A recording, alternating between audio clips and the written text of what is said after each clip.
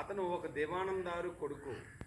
అయితే అతను ఇంగ్లాండ్ వెళ్ళి బారెట్లా చదువుకున్నాడు. అతనికి దక్షిణాఫ్రికాలో ఒక కంపెనీ మీద వెళ్ళి 20 సంవత్సరాలు దక్షిణాఫ్రికాలోనే పనిచేశారు. అనంతమైన సంపాదన అక్కడ దక్షిణాఫ్రికాలో ఎక్కువగా వజ్ర వైడూర్యాలు బంగారు గనులు ఉన్నాయి. గాంధీ గారికి చాలా ఎక్కువ బంగారు గనులు, తర్వాత వజ్ర వైడూర్యాలు అన్నీ ఇచ్చినప్పటికి కూడా గాంధీ గారు అవేవి తీసుకోకుండా అక్కడే విడిచిపెట్టారు. దక్షిణాఫ్రికాలోనే అనేక సార్లు ఒకసారి ట్రైన్లో వెళ్తున్నట్టయితే నువ్వు నల్లజాతి వాడవు, ఇందులో ఉండకూడదని కిందకు తోసి పెట్టిని బట్టల్ని బయటికి ఇసిరేశారు. అప్పుడు గాంధీ శపథం చేశాడు, నేను ఎప్పుడైనా సరే ఇదే ట్రైన్లో నాతో పాటు కాకుండా నాలాంటి నల్లజాతి వాళ్ళందరూ కూడా ట్రైన్లో ప్రయాణం చేసే హక్కు కల్పించి నేను దక్షిణాఫ్రికాని విడిచిపెడతానని శపథం చేసి అప్పటి నుండి అక్కడ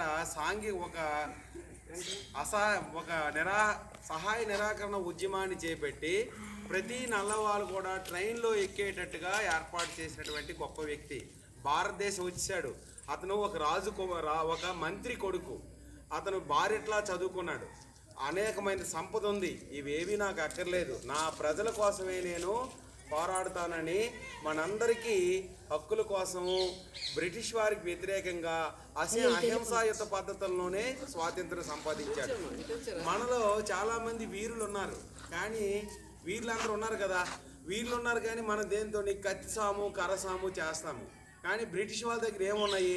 తుపాకీ గుళ్ళు ఉన్నాయి. కర్ర కత్తితో ఉన్నోడు ఎంతవరకు కొట్టగలడు? ఇగో అందిన వరకు ఒక 6 మీటర్లు, ఒక 4-5 మీటర్ల వరకు కొట్టగలడు. అలా కాకుండా ఫిరంగి అని అనుకోండి, ఇక్కడ నుండి 1 కిలోమీటర్ దూరం నుండి అయినా సరే వాళ్ళు భారతీయుల్ని చంపేస్తుండేవారు. అందుకు అలాంటి యుద్ధంతో అయితే మనం ఓడిపోతాం. ఎక్కువ మంది మేము ఉన్నాం, వాళ్ళు 50,000 మందే ఉన్నారు, కానీ ఆయన దగ్గర ఆయుధాలు, మందుగుండు ఆయుధాలు ఉంది. ఒక్క మందుగుండు పెట్టినట్టయితే 100,000 మంది చనిపోతారు, ఒక బాంబు వేసినట్టయితే 1,00,000 మంది చనిపోతారు. మన వాళ్ళకి నైపుణ్యం ఉన్నాయి, కానీ ఆ నైపుణ్యం వాళ్ళ దగ్గర చాలవు. అందువల్ల గాంధీ పద్ధతి మార్చాడు. ఏంటి? అహింసాయుత పద్ధతి. మీ పద్ధతి మాకు నచ్చలేదు అని పాదయాత్రలు చేయడం, ఉపవాసాల దీక్షలు చేయడము, ఇలాంటి దానివల్ల అందరూ ఎక్కువ మంది పాల్గొన్నారు. మీకే నష్టం లేదు రండి, భయం లేదు రండి, మనందరూ వెళ్ళి చెప్దాం అని బ్రిటిష్ వారి దగ్గరికి వెళ్ళి, మీరు చేసిన తప్పు, మీరు ఈ దేశం వాళ్ళు కాదు, మీరు ఈ ఊరు కాదు, ఈ వాడు కాదు, మీ దేశం మీరు పోండి, మేము పాలించుకుంటామని పరిపాలన పద్ధతుల్ని చెప్పినటువంటి గొప్ప వ్యక్తి. అందుకే ప్రతి దేశంలోనూ గాంధీ విగ్రహాలు ఉంటాయి. గాంధీ గారు ఎంతో ఆస్తి ఉన్నా సరే అవన్నీ విడిచిపెట్టేసి కిందొక గామంచా మీదొక గామంచా అంతే, ఒక కర్ర పట్టుకొని తిరుగుతుండేవాడు.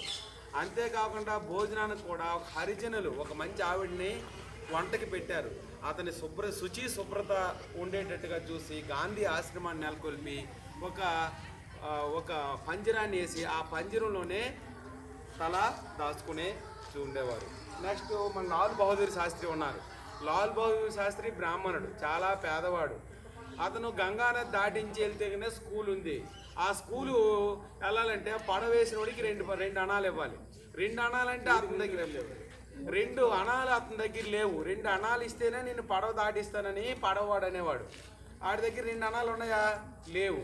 అప్పుడు ఏం చేస్తారంటే బట్టలన్నీ ఇప్పేసి ఒక గోసు కట్టుకొని ఆ పుస్తకాలని బట్టల్ని ఒక చేత్తో పట్టుకొని ఒక చేత్తో ఈదుకుంటూ గంగానది తర్వాత వెళ్ళి గంగానది దాటి అక్కడ చదువుకున్నాడు. అంత కష్టపడి చదివి శాస్త్రి పట్టా వరకు చదువుకున్నాడు. తర్వాత దేశ సేవకి పూనుకొని ప్రధానమంత్రి అయ్యాడు. అలాగే రైల్వే మంత్రి అయ్యాడు.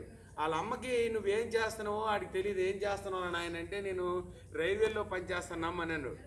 కానీ అతను మంత్రి, రైల్వే శాఖ మంత్రి. ఎక్కడో ప్రమాదం జరిగితే నా అశ్రద్ధ వల్లే, నా తాలూకా ఏమరపాటు వల్ల జరిగిందని రాజీనామా చేశాడు. నిరాడంబరమైన వ్యక్తి, సాధారణమైన వ్యక్తిలాగా ఉండేవాడు. అంత గొప్ప వ్యక్తి పుట్టినరోజుని మన పాఠశాలలో ఈరోజు జరుపుకోవడం మన అందరికీ చాలా గర్వకారణం.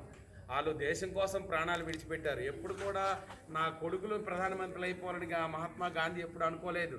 కొడుకులకి ఏం చెప్పారు? మనం తాలూకా పని ఏంటి? సేవ చేయడం, దేశానికి సేవ చేయడం. మనం గాంధీస్ అంటే సేవ చేయడమే, పెద్ద రకం కాదు. ఇప్పుడున్న రాజీవ్ గాంధీ కానీ వాళ్ళు కూడా వాళ్ళ తాలూకా వారసులు కాదు, వాళ్ళు పార్సీ మతస్థులు. ఇంటి పేరు ఒక మామూలుగా ఒకటి అయింది తప్ప ఇంకొక విధంగా కాదు. మహాత్మా గాంధీ వేరు, అతని సిద్ధాంతాలు వేరు.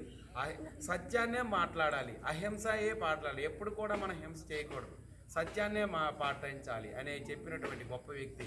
ప్రపంచంలో 4 ఖండాలు 12 ఖండాంతర దేశాల్లోనూ గాంధీ సిద్ధాంతాలను అనుసరిస్తున్నారు. ఐక్యరాజ్య సమితి అతను పుట్టినరోజునేమో ఈరోజు అంతర్జాతీయ అహింసా దినోత్సవంగా జరుపుకుంటున్నారు. అయితే అతను ఒక పాట పాడుతూ ఎక్కడికి వెళ్ళిన దండి ఉప్పు సత్యాగ్రహంలో కానీ క్విట్ ఇండియా ఉద్యమంలో కానీ ఒక పాట పాడుతూ దేశం అంతా అతను తిరుగుతుండేవారు. ఆ పాటను ఇప్పుడు పాడదాం. మీ దగ్గర పూలన్నీ వేసి గాంధీ గారికి నమస్కారాలు చేయాలి. గాంధీ గారికి శాస్త్రి దగ్గర బహదూర్ శాస్త్రి మీద 2 అక్కడ 2 వేసేయండి. నమస్కారం కోసుకోకండి, నమస్కారం పెట్టండి.